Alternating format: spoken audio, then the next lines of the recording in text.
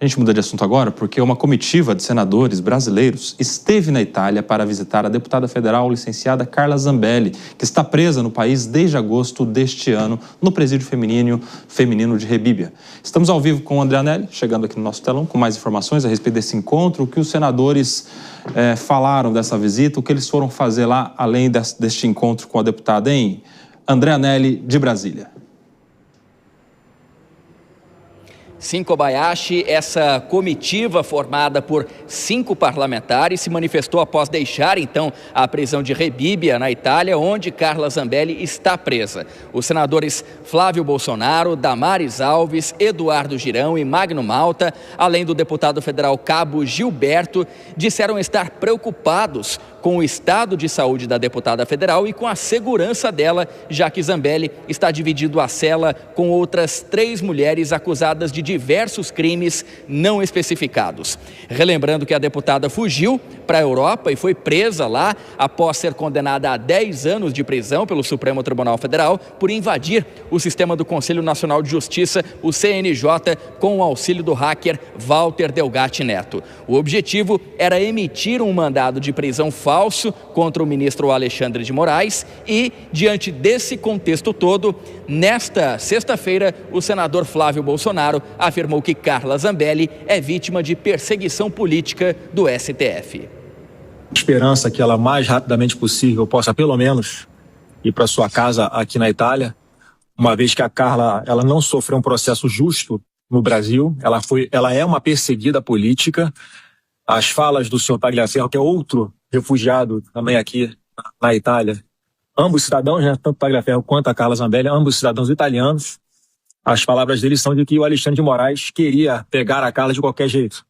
E conseguiu, usando a máquina pública para persegui-la, sem que ela tivesse chance de uma defesa justa, sem que ela pudesse recorrer para uma segunda instância, ou seja, tudo aquilo que os manuais de direitos humanos internacionais dizem que não pode haver com nenhum ser humano. Então eu tenho a esperança de que muito em breve os advogados da Carla consigam aqui na próxima audiência, eu faço aqui um apelo de público ao ministro da Justiça italiano, Lucio Nordio, que assim como o presidente Bolsonaro atendeu a um pleito da nação italiana devolvendo o terrorista Cesare Battisti para a Itália, nós aqui fazemos o pedido.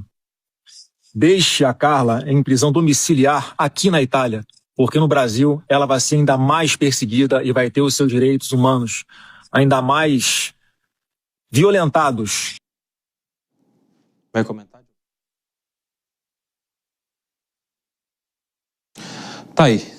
Vimos agora a manifestação do senador Flávio Bolsonaro. Eu quero chamar os nossos comentaristas para essa análise. Daqui a pouco o André Anelli volta com outras informações. Vamos lá, Cristiano Vilela. Como é que você está vendo esse movimento agora político de reaproximação, se a gente pode dizer, de parlamentares da direita, a própria mensagem do filho do ex-presidente Jair Bolsonaro, que não era uma relação tão amigável, né? Depois daquele ato na véspera da eleição presidencial, segundo turno, Carla Zambelli de arma nas mãos aqui, próximo da Avenida Paulista em São Paulo, inclusive um fato a que o ex-presidente Bolsonaro atribuiu boa parte da responsabilidade pela sua derrota numa eleição acirrada. E agora os parlamentares estão indo até visitar Carla Zambelli. E aí, Cristiano Vilela, o que está acontecendo?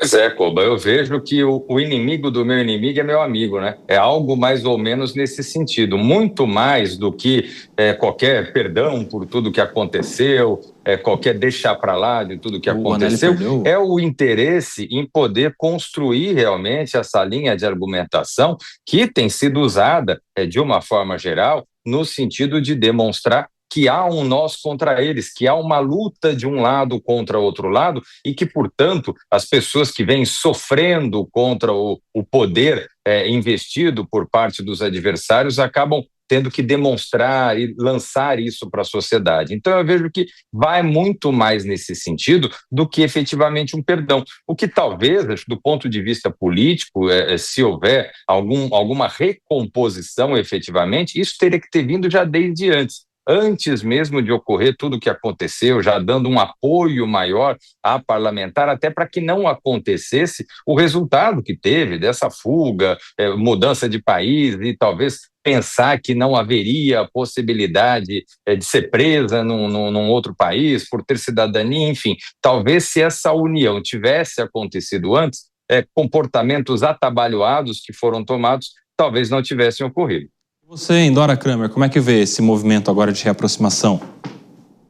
Olha só, os grupos políticos precisam de bandeiras, né, para se unir. E realmente uma deputada presa, seja ela Carla Zambelli, que estava na mão, estava ali à mão. Não interessa que aí havia esse distanciamento e até críticas bem pesadas, e eles mesmos, desse mesmo grupo, disseram várias vezes que a situação dela é muito difícil, porque o crime não tem natureza política. Os dois crimes pelos quais ela foi condenada não tem nada a ver com política. Um deles com cenas gravadas dela perseguindo uma pessoa com uma arma na mão. Então, quando o senador Flávio Bolsonaro fala em perseguição política, realmente ele está ali só sofismando em prol do próprio grupo, e uma deputada presa é um ótimo estandarte numa hora em que o assunto da anistia está aí rolando, e essa direita bolsonarista precisando manter a chama de uma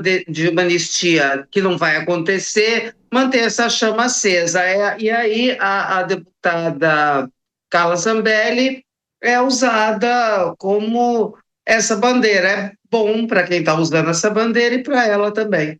E a sua opinião, Túlio, agora em relação a esses pedidos todos que foram feitos? Eles querem que ela fique em prisão domiciliar e na Itália, ou seja, eles já estão pedindo que não haja também a devolução, se a gente pode dizer, a grosso modo, da Carla Zambelli para o território brasileiro, que ela continue em território italiano, mas não na prisão, em casa.